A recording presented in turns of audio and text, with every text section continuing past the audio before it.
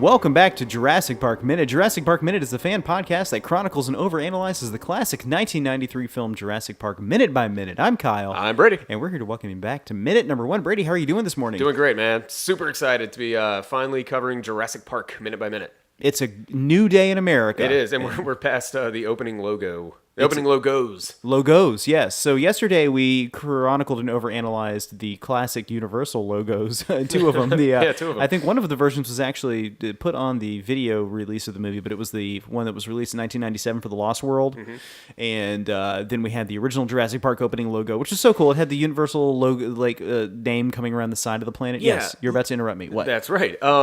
So whenever you see the Universal logo, does Jurassic Park come to mind? It does. Yeah, Yes. it's really the first thing that comes to mind. This particular Yeah. one where the letters are coming, and that was my favorite of all the Universal logos, is the one where the letters are coming around the side of the globe. I agree. Mm-hmm. And every time I'm just thinking, that John Williams opening music is about to come on, and boom. That whole Exactly, thing. Yeah. just like that. It's weird because the score for this movie is kind of all over the place in that respect. Like it's got that boom part, and then when Nedry's stealing the embryos Yeah. later, it's got this kind of like spy music type stuff. But then the score for this movie is like very much like Boston Pops. It's like it's a bit over the top, but it's iconic. It's classic. It's amazing. And it's such a great score. It's got multiple themes. Yeah, There's the yeah. dun, dun, dun, dun, and then the dun dun dun dun dun, dun, dun. There's a lot of variety with number. it. When I say it's Yeah. over the top, I don't mean as an insult to it because clearly it's not. It's a And sort of recently, probably within the last year, there was like a special edition re-release of the score, and it had new, previously unreleased tracks. One of which was something that they didn't even use in the movie. It's when the raptor's chasing Ellie through the shed, and I think they just like recycled other tracks from the soundtrack for that sequence in the movie and omitted what had initially been written. And there's also the music under the tour film, the Mr. DNA film that was finally released on that edition. Awesome. Well, we're going to get deep into that score as the shows progress. We're not really a whole lot into it right now because we still have the mysterious score, the very, very simple like flute noise that opens up this movie. So, hey, are you ready to go ahead and get into minute number one? Let's do it. Let's do it. In the previous minute, we saw a pair of Universal logo sequences. As the minute ended, we saw the words a Universal Pictures production and an Amblin Entertainment production fade out on the screen. At 1 minute 1 second, the titular title card comes onto the screen. It reads Jurassic Park. At 1 minute 7 seconds, the title card fades out and the cracking of branches can be heard. At 1 minute 12 seconds, we cut to a shot of branches cracking and swaying in the wind. It is nighttime, wherever this is. The night sounds of the jungle can be heard underneath all of the noise made by the trees. Something very large is moving behind the trees. At 1 minute 21 seconds, we cut to a member of the Jurassic Park security team. He is looking intently at the movement in the forest. At 1 minute 32 seconds, the trees begin to snap and make way. A massive shadow can be seen moving behind the trees. At 1 minute 34 seconds, we cut to Robert Muldoon standing behind several security team members. He is holding an SPAS-12 shotgun. As the camera pushes in on Muldoon, other security members can be seen standing in the background holding rifles and cattle prods. At 1 minute 44 seconds, whatever it is that has been making all the noise behind the trees begins to come into view. It is quite large and square in shape. It is mechanical and not organic in nature. At 1 minute 46 seconds, we cut to a low angle of the security team standing around and watching whatever this thing is emerge from the jungle. It is a crate being carried by a forklift. A man's voice can be heard telling everyone to stand back. The security team moves in with cattle prods pointed at the crate.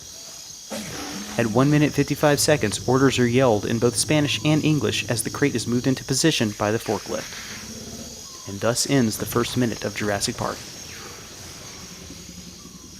So one of the things I love about Jurassic Park that we're getting right off the top here is there's so much mystery in this 1 minute. This is a great way to start the movie. Now, this stuff wasn't in the book. This scene was not in the book. Yeah, it's something that this movie does is takes a lot of stuff that's going on in the book and smushes it all into one. And that's including characters, and that's including sequences, ideas. Right. So Jurassic Park begins after this scene transpires, after not just this minute, but after the whole scene transpires. The book starts off in this like Costa Rican hospital where the gatekeeper is being brought in to have his injuries treated. They tell the nurse on duty that it was a backhoe incident, that a backhoe ran over him and carved him up. Really wish we could have seen that in the movie. That's one of my favorite sequences in the book. And as much as I do love this scene that opens the movie. Well, I really like the scene because it's punchy. It gets you right off the top. You know, it's like it really gets you. There's some mystery building. What's in in the box that we see coming down. You know, like, what's moving behind the trees? What are these Literally, guys with yeah. guns here waiting for? You know, they're all so serious. What's going on? And it really, I remember seeing this movie for the first time and being like, okay, am I going to see a dinosaur now? And is the dinosaur going to look cheesy? Because, you know, before this movie came out, you didn't see any of the dinosaurs at all. They went for great lengths Yeah. to not include them in any sort of the marketing or anything like that. The little bits that you did get were just like, you know, oh my God, there was a tail of a dinosaur. And Yeah. that alone just, yeah. Right. So when this happened, I wasn't sure that it was going to be like, you know, kind of cheesy looking like Flintstones dinosaur, or was this going to be, was it going to be Dino the dinosaur? Was it going to be Denver the last dinosaur? Was it going to be something vicious? Yeah, so much of Jurassic Park for me is those nostalgic memories of like the experience leading up to the anticipation leading up to the movie. You know, going to McDonald's and seeing the commemorative cups that you Yeah. could buy, things like that, or the TV spots, all that. I do remember talking to this buddy of mine. I think I was like 8 years old when the movie came out, and was talking to him, and all I had known was like Dino the dinosaur, or maybe Barney or something like that. And I remember hearing Good Morning America saying this movie is going to scare your kids. You know, you can't take them if they're under a certain age, whatever. And thinking, no, dinosaurs are just these big, goofy, lumbering animals that I've always seen in cartoons and things like that. There's no way this movie's going to scare me. And Oh boy, howdy did it. yep, Yeah. I can remember being in the theater, and me and my cousin were sitting next to each other with our hands over our eyes the whole movie. Yeah. Well, so this wasn't in the book. This is, I think, a really great way to open it if you're omitting this is one of the changes that you can make to something to say that, you know, some people want to say the book was better in every aspect. I mean, the book Jurassic Park is amazing. And I think overall the book actually is better than the movie. I think if they had filmed what had been in the book, it would have been fantastic. But I do love the movie all the same. Do you know what I mean? I'm not insulting the movie when I say that. Absolutely, I think that absolutely. Jurassic Park is Michael Crichton's magnum opus. It's the best book that he wrote. I mean, I love Yeah. The Andromeda Strain, Terminal Man, Eaters of the Dead. Sphere is probably my personal favorite, but I do think that Jurassic Park might have been his best work. Mm-hmm. So, but it's got this mystery going on that I love. You know, like when you see the trees first moving, what they're trying to do is to trick you here to think it's a dinosaur, right? I mean, that's the reading of it, is that there's guys are looking up at these moving branches and there's something moving through it, and they all have guns. So you're thinking like, well, these guys here to like kill a dinosaur or something like that. I know there's going to be a T-Rex in this movie, so is the T-Rex about to burst through? It's going to be the first thing we see. It's like, no, you know, they hold that off until like 20 some odd minutes into the movie before you actually start seeing dinosaurs. And then they just tease you with the Brachiosaurus. We don't actually get the T-Rex until much, much later in the movie. And when it shows up, it is iconic. They don't hold back. It is all T-Rex all the time. Absolutely. So, but, you know, this first little bit of the movie, the way the music is feeding into it, we get the logo Jurassic Park, and then we're going right into these guys standing around staring at this giant box that's being loaded by a forklift. That's right. So a couple of questions that I've always had that the movie might answer, and it's just completely going over my head. Is this a raptor coming over from Site B? I think it is. Yeah. I think that this or is this one that escaped somehow and they had to go? No, I don't think this one save it? escaped. I think they're still putting everything together here. They're still in the early stages. They know they're a few weeks out from anybody coming and kind of testing it. Now, you know, the general conceit of the movie Jurassic Park is that there are people who have to come in and prove to insurance underwriters that this this is such a strange idea for plot. These math experts have to go into an amusement park and convince insurance underwriters that it's okay to That's open awesome. on time. Yeah, but it's that's what I love about Michael Crichton is he would take weird stuff like that and build like a really cool like action movie around Yeah, it. as opposed to a working theme park where dinosaurs get out and start eating people, Yeah. which was Jurassic World. And it's just funny that they didn't start off there. No, they started off with an insurance claim. Yeah, You with an know? insurance claim, basically. Yeah, $20 million lawsuit with the yeah. people of the family of the gatekeeper. So, yeah, I think this is coming over from Site B, but the big question we have, and we'll get to this in a few minutes, is that does this dinosaur survive? I don't believe that it does. I think this Velociraptor is killed right here. Agreed. And it's there's talk of the big one, as they call it. Yeah. Muldoon calls it later, and it's gray. It's kind of up in the air as to whether or not this thing is killed, or if it's the one that is hunting him and killing him later. Right. Yeah. And they do kind of leave it up in the air, which makes for fun conversation. But I think in a few minutes it's put down. There's some sound I- effects that let that's you know that I don't think it would survive. the conclusion that I come to as well. But we'll get there in the next minute. Awesome. All right, we got anything else for this minute? Yeah, tons. Okay, go ahead.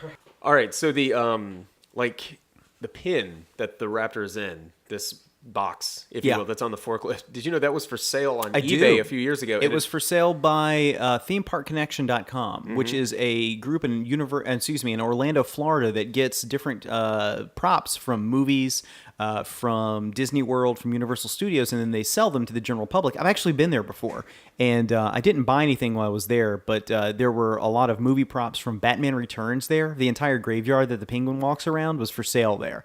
But I know that they actually got that box, and it was made out of plywood. In the movie, it looks like it's like steel and stuff like that, but when you see it in actual like photographs, there is a raptor inside, is there not? Yeah. Yeah. Yeah, it was so strange. And it was really weird that they would actually put that in there. I mean, it's all, kind of like destroyed and, it had been weathered. So, but how much did it sell for? Do you know? I can't remember, but it It was a few $1,000s, I think. But yeah. yeah, I think that you could probably build a more convincing one if you just look online and follow but I mean, some setups. I But it guess would it be was- very cool to own the actual production version. Yeah. So another thing about this minute that I really enjoy is the editing. We get no establishing information of any kind. We see trees, we hear. It's the trees. It's a cut to the guy looking at the trees with the Jurassic Park hat on. You can kind of see a little bit of the logo there. Yeah, just his face, and he looks kind of hard weary hat. about everything. And then we hold on him, and he's not doing anything, and then back to the trees. So it's a very what the hell type thing. We cut to another guy, who now he looks very grim, very.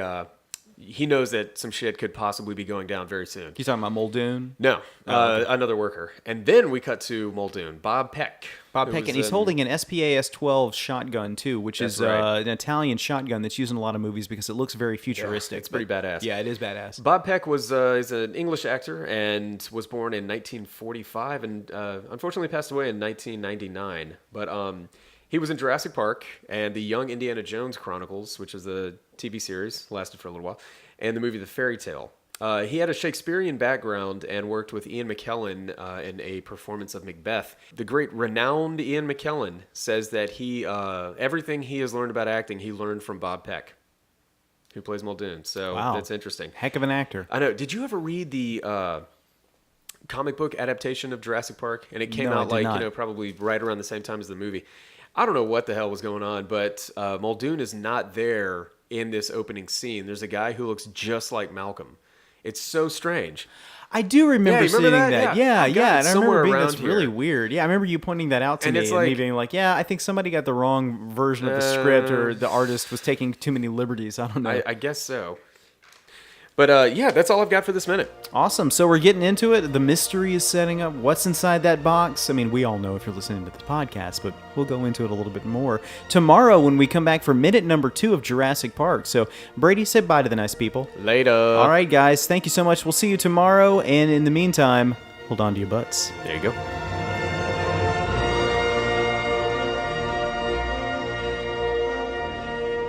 Jurassic Park Minute is a fan-supported podcast. If you like the podcast, then leave us a review on iTunes. You can contact us at JurassicParkMinute@gmail.com and visit us online at JurassicParkMinute.com, Facebook.com/JurassicParkMinute, and Twitter.com/JurassicMinute.